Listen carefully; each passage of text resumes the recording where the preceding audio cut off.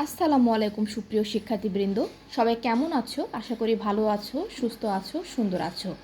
তোমরা যারা নবম দশম শ্রেণীর বিজ্ঞান বিভাগের শিক্ষার্থীরা আছো তাদের বিজ্ঞান শিক্ষার যাত্রাটাকে সহজ করার উদ্দেশ্যে আমার এই ছোটো ছোটো ভিডিওগুলো।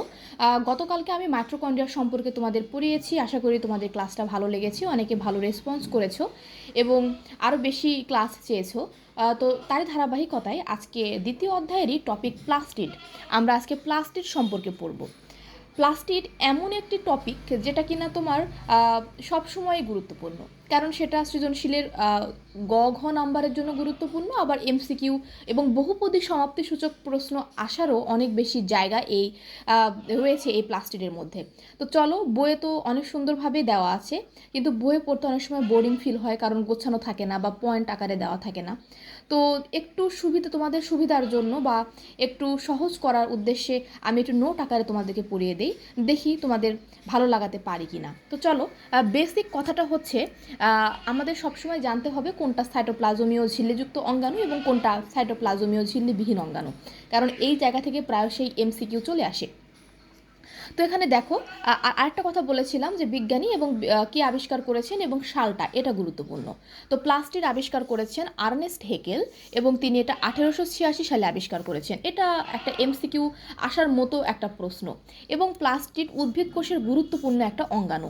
দেখো, কালকে পড়েছিলাম মাইটোকন্ড্রিয়া, ওটা কিন্তু উদ্ভিদ কোষ এবং প্রাণী কোষ দুটারই একটা গুরুত্বপূর্ণ অঙ্গাণু, কিন্তু প্লাস্টিড শুধুমাত্র উদ্ভিদ কোষের একটা গুরুত্বপূর্ণ অঙ্গাণু। এটা কিন্তু মাথায় রাখতে হবে, কোন অঙ্গাণু কোথায় পাওয়া যায় বা কোন উদ্ভিদের বা কোন প্রাণীর এটা হচ্ছে বৈশিষ্ট্য।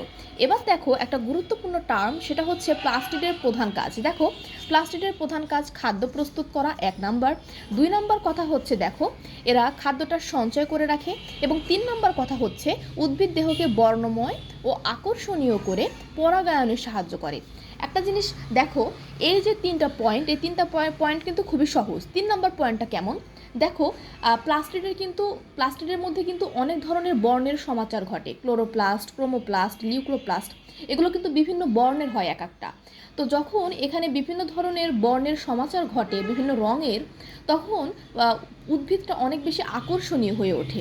ফুল পাতা বিভিন্ন রঙের হয় এবং ফুল পাতা যত বেশি রঙিন হবে, আকর্ষণীয় হবে, পশু পাখি বা ফুল বা মৌমাছি এরা কিন্তু অনেক বেশি পরিমাণে আকৃষ্ট হবে সেই ফুলের প্রতি বা সেই গাছটার প্রতি, এবং তারা আকৃষ্ট হওয়া মানেই কিন্তু পরাগায়নে সাহায্য করা বা পরাগায়নটা বেড়ে যাওয়া। তো এভাবে কিন্তু প্লাস্টিড অনেক বেশি গুরুত্বপূর্ণ ভূমিকা পালন করে পরাগায়ন ঘটাতে। তো এখানে যে 3টা পয়েন্ট, এখান থেকে বহুপদী সমাপ্তিসূচক প্রশ্ন আসার সমূহ সম্ভাবনা থেকে যায়। সেই ক্ষেত্রে এই 3টা পয়েন্ট তোমাদেরকে মাথায় রাখতে হবে, দেন তুমি every type of MCQ or CQ এই জায়গা থেকে তুমি অ্যান্সার করে ফেলতে পারো। এটা ছিল প্লাস্টিডের একটা স্বাভাবিক পরিচিতি বা প্লাস্টিড সম্পর্কে মেইন যে কথা বা তার যে ইন্ট্রোডাক্টরি কথা এইটা।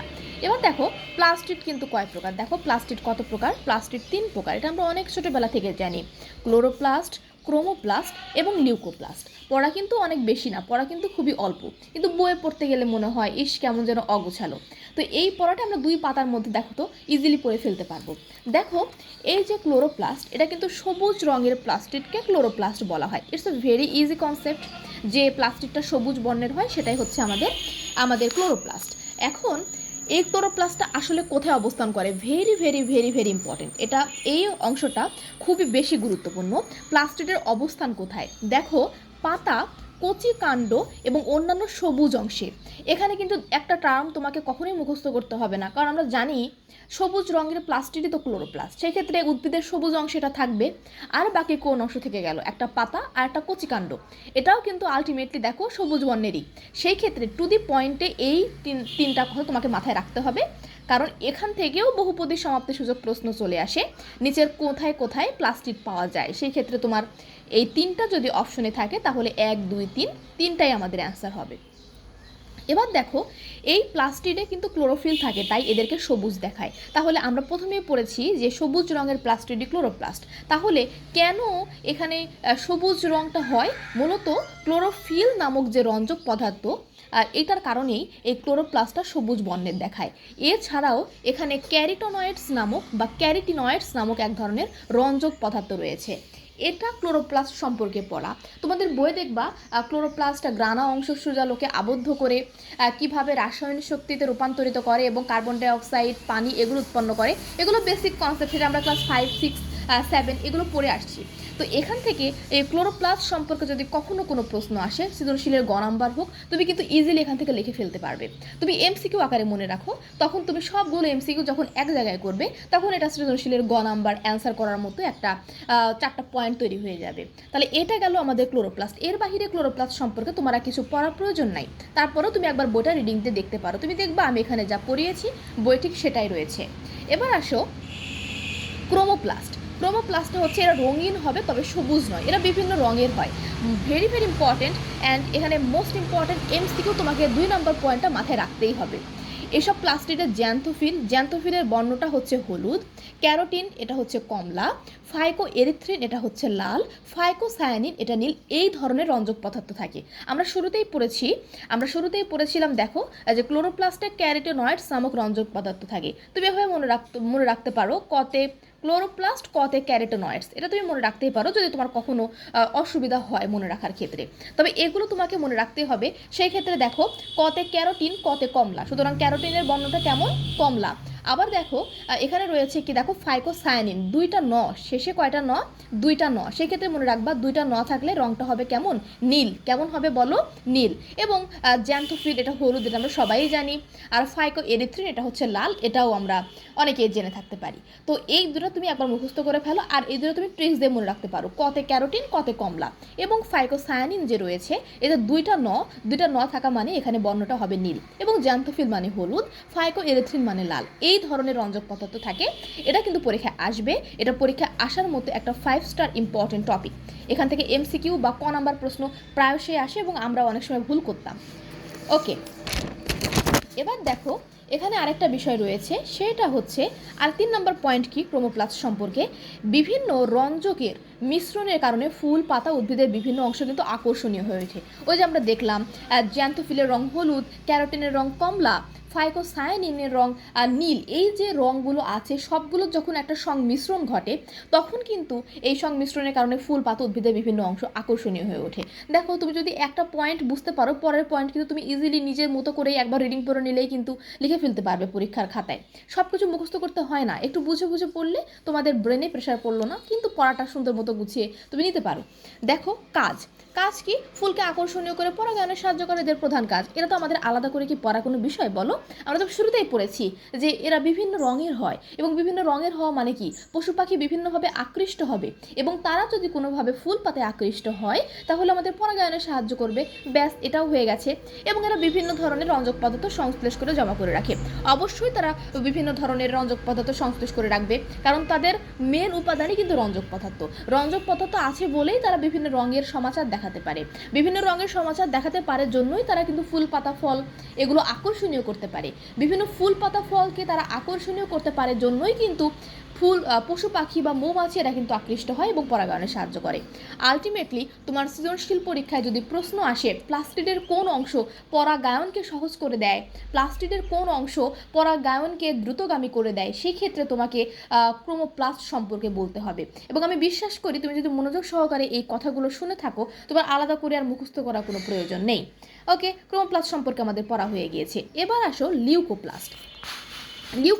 দেখো লিউকোপ্লাস্ট সম্পর্কে কি বলেছে মনে রাখবা, একটা সবুজ, একটা রঙিন, একটা সাদা। কোনটা? ক্লোরোফিল সবুজ, ক্রোমোপ্লাস্ট একেবারে রঙের সমাচার, আর লিউকোপ্লাস্ট একদমই সাদা। ও দেখো যেসব প্লাস্টিডে কোনো রঞ্জক পদার্থ থাকেই না তাদেরকে লিউকোপ্লাস্ট বলা হয়। কি বলা হয় বলো? লিউকোপ্লাস্ট। এখানে কোনো ধরনের কোনো তোমার রঞ্জক পদার্থ থাকবে না। দেখো মূল, ভ্রূণ এবং জনন কোষে এদের পাওয়া যায়। আমি বলেছি অবস্থান তোমাদের পড়তে হবে, এটা খুবই গুরুত্বপূর্ণ।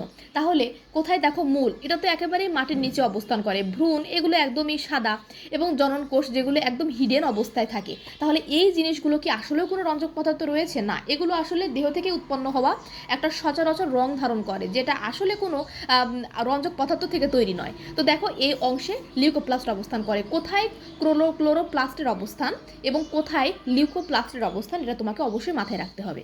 তাহলে এদের প্রধান কাজ কি বলো? এদের প্রধান কাজ খাদ্যটাকে সঞ্চয় করা। এটা খুবই খুবই সিম্পল একটা ট্রিক্স। 4 নম্বর কথা দেখো, আলোর সংস্পর্শে এলে এরা ক্লোরোপ্লাস্টে পরিণত হয়ে যায়। হ্যাঁ, এরা তো কখনোই আলোর সংস্পর্শে আসতে পারে না। হ্যাঁ, আসতে পারে, কিন্তু যখন সে লিউকোপ্লাস্ট তখন সে কিন্তু আলোর বিপরীতে অবস্থান করে, মানে সে অন্ধকারে অবস্থান করে। তো যখনই সে আলোর সংস্পর্শে আসবে তখনই সে কিন্তু ক্লোরোপ্লাস্টে পরিণত হয়ে যাবে।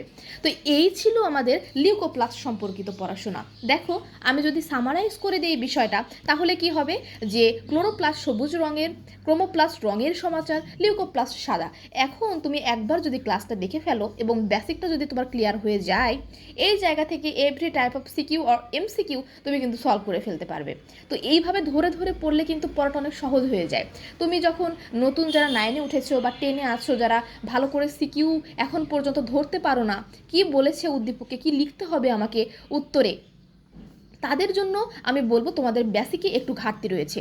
এই বেসিকটা তোমাদের ক্লিয়ার করতে হবে এইভাবে ধরে ধরে সুন্দর করে সাজিয়ে নোট করে। আমি বিশ্বাস করি এই নোটটা তোমাদের পড়া হয়ে গেলে আর বই খুলতে হবে না। তো দেখো, এই সুন্দর একটা টপিক যেটা খুবই গুরুত্বপূর্ণ, তোমাদের পরীক্ষার হলে লিখতেই হবে এমন একটা টপিক, সেটা কিন্তু আমরা 10-12 মিনিটের মধ্যে পড়ে ফেললাম। তো এইভাবে ছোট ছোট ভিডিও আকারে তোমরা ক্লাসগুলো দেখবা, শিখবা এবং বেশি বেশি জীববিজ্ঞান পাঠ করবা এবং পদার্থবিজ্ঞান, রসায়ন বিজ্ঞানেরও ছোট ছোট ভিডিও আসবে। সবাই ভালো থাকো, সুস্থ থাকো, সুন্দর থাকো এবং ক্লাসগুলো কেমন লাগলো অবশ্যই কমেন্টে জানিও। আসসালামু আলাইকুম।